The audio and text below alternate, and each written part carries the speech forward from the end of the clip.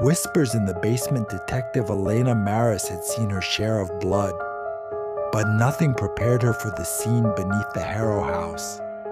It started with a missing persons report. Samantha Greaves, 17, last seen walking home from school in the small town of Westbridge. Her last location pinged near an old Victorian house on Willow Street, a place the locals called Harrow House. No one lived there. No one dared. The house had a history. Built in 1872, it once belonged to Dr. Silas Harrow, a surgeon who vanished after being accused of murdering his own children. Whispers followed the house ever since, of flickering lights, screams at night, and the stench of rot during full moons. Elena was skeptical. She didn't believe in ghosts, but when two more girls disappeared, both last seen near that same street, she got a warrant and went in. Inside, the house was as expected, dusty, decaying, full of shadows. But the basement was locked, thick chains across the door, strange symbols etched into the wood. When they cut the chains and opened it, something changed. The air grew colder. The light dimmed, though no one touched the switch. They found Samantha, barely alive, chained to a surgical table, her eyes wide, lips stitched shut.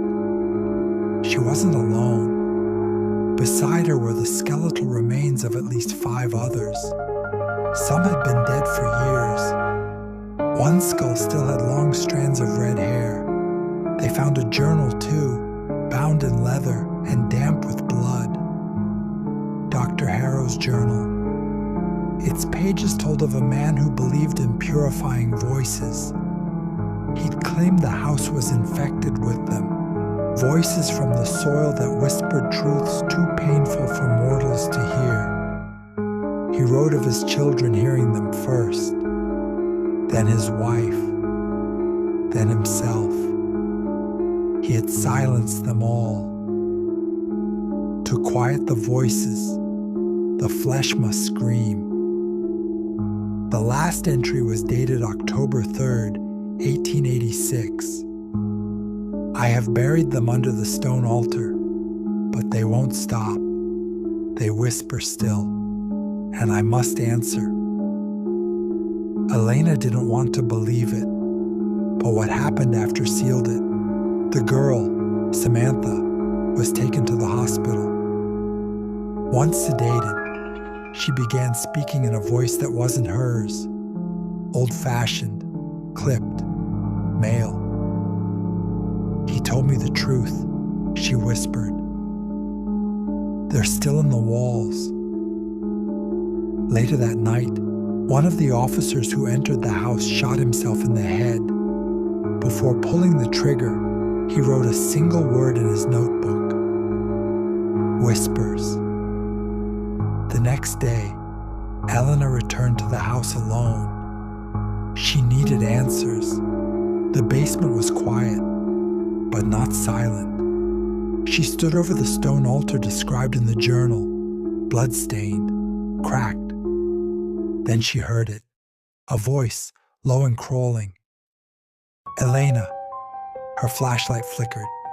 Elena, help us. The floor beneath her shifted. She stepped back. Too late. It gave way. She fell into darkness, landing in a pit beneath the altar. Walls of bone surrounded her. Dozens of faces, half decayed, trapped in the rock. They stared with hollow eyes. Elena! They moaned. She screamed, scrambling to climb, fingernails clawing stone. Then something pulled her down. Not a hand, a memory. She was 5. Her mother's voice. Never go in the basement. She was 12. Her uncle's hand on her shoulder too long. She was 16. The night she buried the knife after the fire, the house knew. The whispers weren't from ghosts. They were from guilt.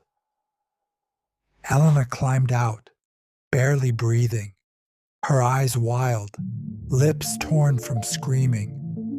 She burned the house that night, watched it scream, watched it bleed. They called it arson, said she went mad, but she knows. The whispers never stop. And now, they live inside her.